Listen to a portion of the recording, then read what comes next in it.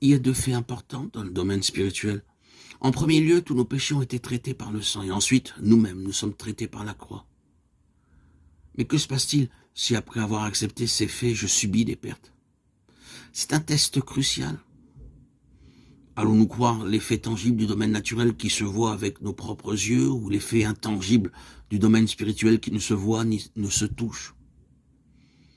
Or, la foi est l'assurance des choses qu'on espère et la conviction de celles qu'on ne voit pas. Hébreux 11:1. Par le moyen de nos sens, nous établissons les faits du domaine naturel. Par exemple, par le sens auditif, je prends conscience de la musique.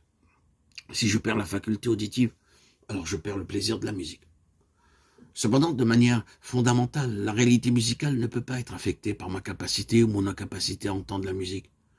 Un aveugle ne peut pas distinguer les couleurs. Pour lui, c'est comme si les couleurs n'existaient pas. Elles existent bien cependant, mais il n'a pas la faculté qui lui permettrait de pouvoir en jouir. Nous ne distinguons pas suffisamment entre les promesses et les faits. Les promesses de Dieu doivent nous être révélées par son esprit, et nous devons nous les appliquer et nous les approprier. Mais les faits, ce sont des faits, que nous y croyons ou non. Si nous ne croyons pas aux faits accomplis sur la croix, ils n'en demeurent pas moins réels pour cela. Mais cependant, ils n'auront aucune valeur pour nous. La foi ne les rend pas plus réels, pour autant ils sont réels. Mais la foi les démontre et ainsi les rend réels dans notre expérience. Tout ce qui contredit la vérité de la parole de Dieu, nous devons le regarder comme un mensonge du malin. Il ne se limite pas seulement à dire des mensonges, il fait des mensonges. Il ne nous trompe pas seulement en déclarant des mensonges, mais par des signes mensongers, des sensations et par des expériences mensongères.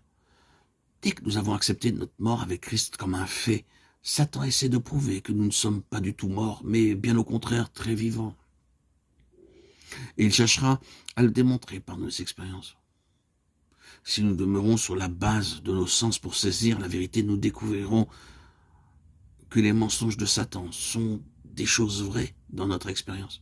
Cependant, si nous refusons de croire tout ce qui contredit la parole de Dieu en demeurant fermes sur la base de la seule foi,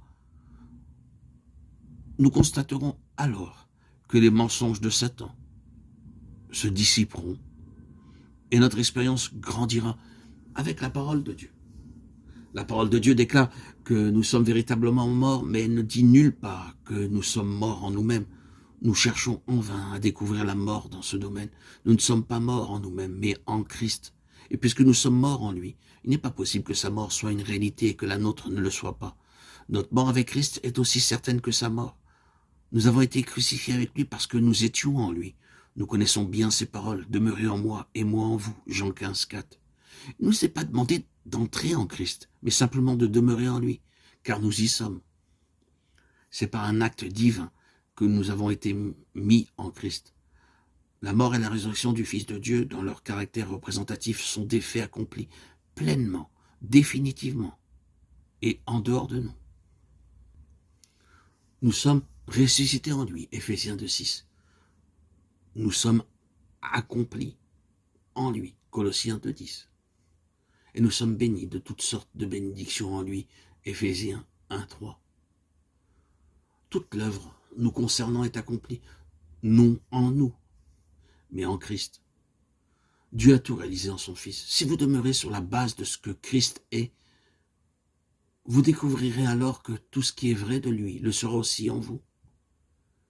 Mais si vous demeurez sur la base de ce que vous êtes en vous-même, vous constaterez que tout ce qui vient de la vieille nature regagnera du terrain en vous.